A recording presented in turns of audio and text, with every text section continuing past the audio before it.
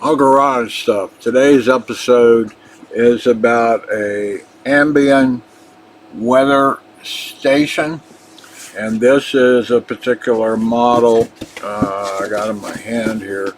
This is a model WS 2000-AW. Ambient weather, AW. Okay. I got this as a birthday gift from my wife, and when I initially looked at it, I had some concerns about it, but since she gave it to me, and one of the interesting reasons to have one of these is that it will connect to the internet and supply a data point for, I forget what it is, one of the weather, AccuWeather, I think. It supplies a data point to AccuWeather, which helps them to do better weather prediction. At one time, the only weather stations in the United States were at airports, and they're distributed. Some states may have 3 or 4 airports, some may only have 2, some maybe have 10, but they're sprinkled apart by some distance. Too much distance for accurate weather prediction. So the more data points you have, and I do remember when I lived in Fairfax County that some of the high schools there had something similar to this that provided a data point for weather database manipulation, weather prediction.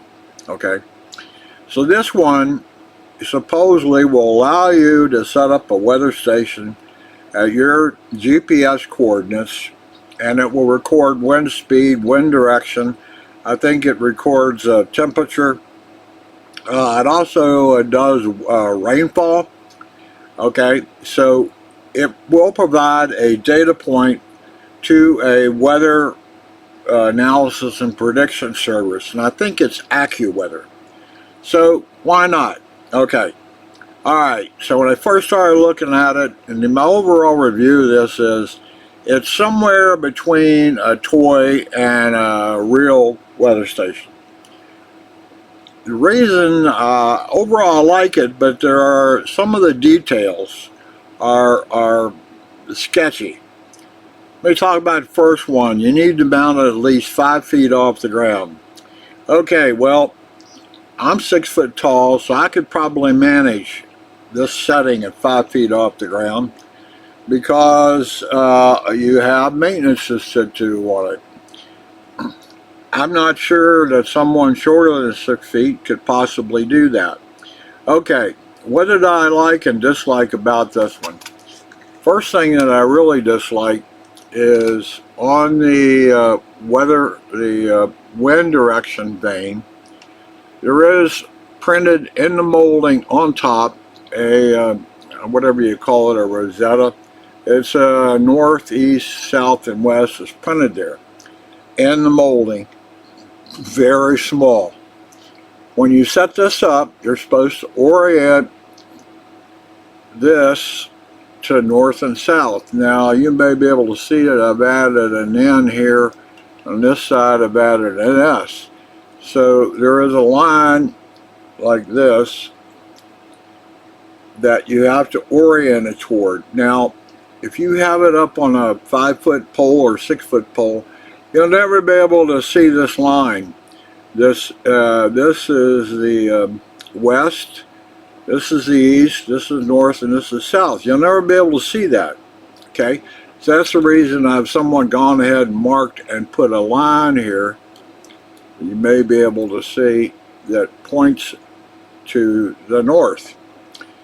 Second thing on that is that has to be a true north, not magnetic north. Weather stations report true north. So if you have a compass, you're going to have to find out what the declination, I think that's the correct term, your location is off of true north. Magnetic north and true north are not the same. So you're going to have to use a compass, find out where north is, and then you'll have to add or subtract so many degrees to properly orient this. If it's up too high, you'll never be able to see the markings here to orient this correctly, okay? So that's the first thing.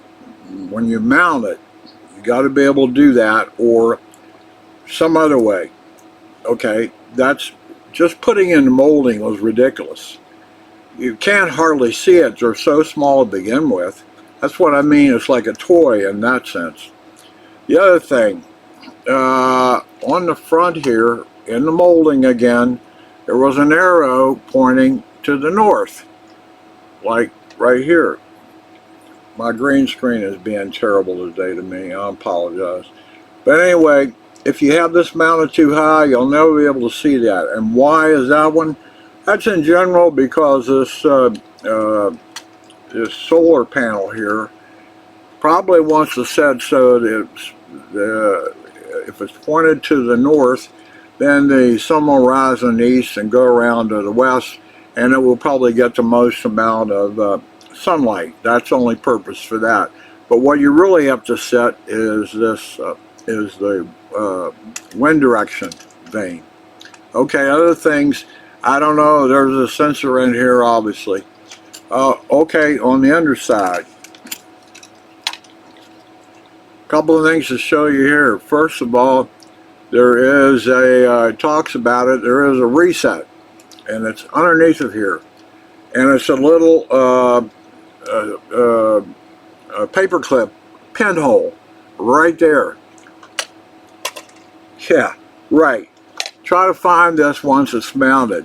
So I have tried to put some marking tape, say the reset is located on this shaft, and it's up in here. Once you even have it mounted, you're going to have to get underneath of it and try to find it, and I've tried to label where the reset is.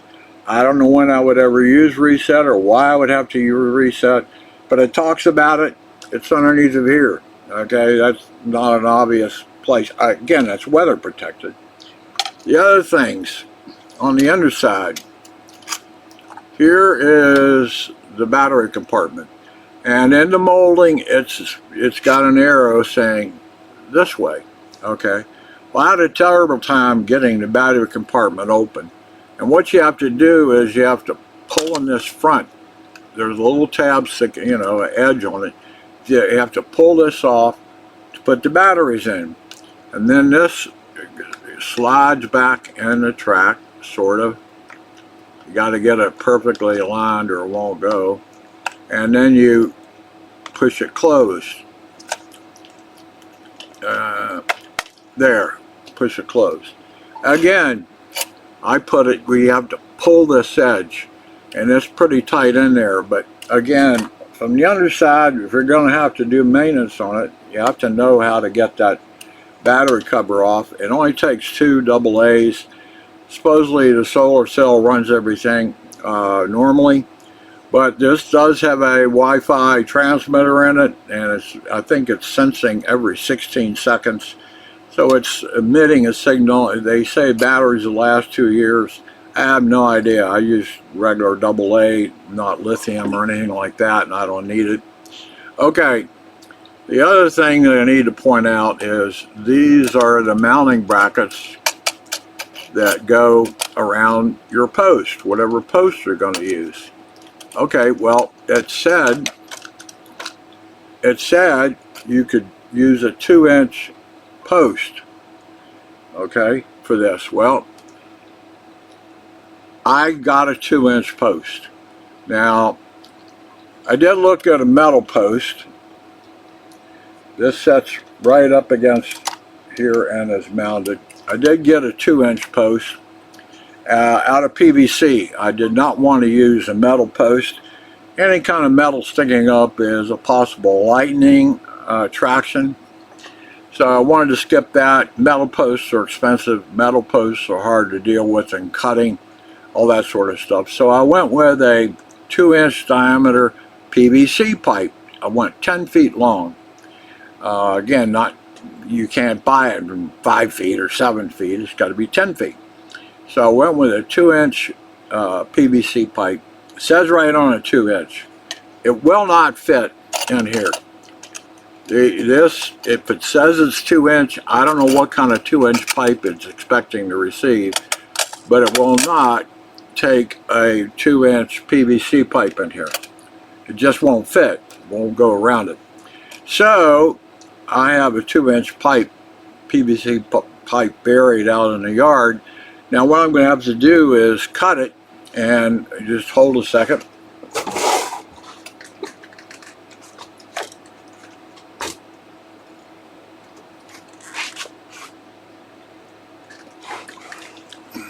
What I gotta have to do is, here is 1.5 inches. That perfectly fits in here. The 2.5 will fit in there and will draw tight.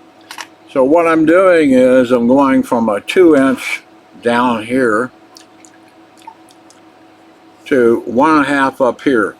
And I hadn't thought about it, but this makes every sense. And I'll probably not glue this part into my 2-inch post that's in the ground. I'll have it so I can lift it off and do service on the station. So I think whatever you do in the way of insulation, you might want to consider a coupling of some kind, which lets you remove the weather station for servicing. So this is a 2-inch coupling to a 1/2 inch.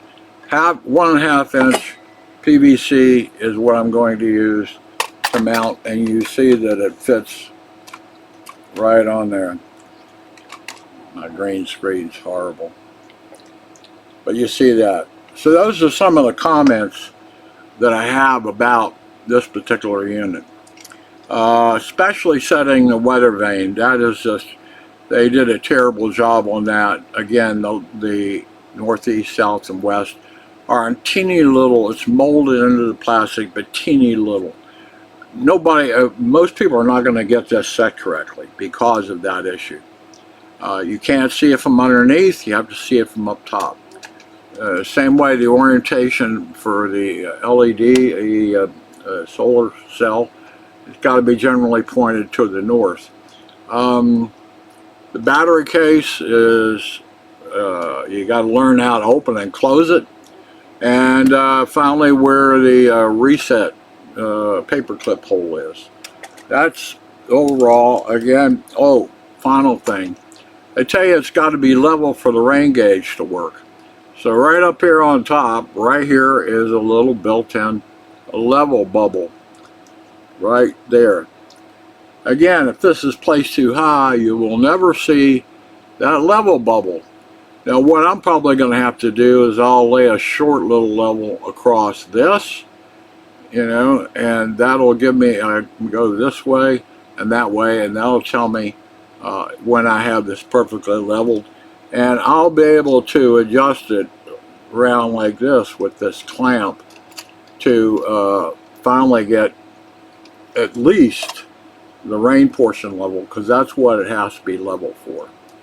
So there is a little bubble on top, but again, if it's mounted too high, you're not going to be able to see the bubble. You're not going to be able to see the weather vane pointers built into the molding. And the other thing underneath, you got to be able to get to this battery compartment. And it will not take 2-inch diameter pipe in this clamp. It said it did, but it won't take my 2-inch PVC pipe. It will take, however, this 1.5 inch pipe. That's pretty much all I got on this part of it. I'll have another one about how I actually installed it. Now I have inserted batteries, and the LCD type display unit is running. It did come up. I have not tried to pair these together yet. All I'm doing was getting ready to do the mounting, and when I realized that I can't fit a 2-inch pipe on this, I had to go get this coupling. But this has all been set up, except it has not been connected to the receiver, and to see if I can get the receiver then, if you will, to connect to the internet and upload data. Then that's the whole point. It's nice having a local backyard weather station, but I would really like to be able to put this data as a data point in the AccuWeather's weather prediction. The more data points they have, the better prediction they'll be able to do, or anybody can do on weather. I don't know how many data points there are in Virginia, but they're not enough. I know that. They're not enough. You got to have lots and lots of measurements everywhere. And I'm sure it's increasing, but it still isn't done. I don't know, maybe office buildings, federal office buildings all have these things now. I don't know, but they should, because there'll be another data point, and more data points make better weather prediction. That's it. This is on for the ambient weather. AccuWeather says right on this side. You can't read it, but if I take this off, ambient weather, AccuWeather. Okay, that's all I got on this. This will be part one, talking about this particular device and what you got to watch out for. And the next one, I'll show you how exactly I did the installation. This is longer run stuff. Today is the 14th of August 2025.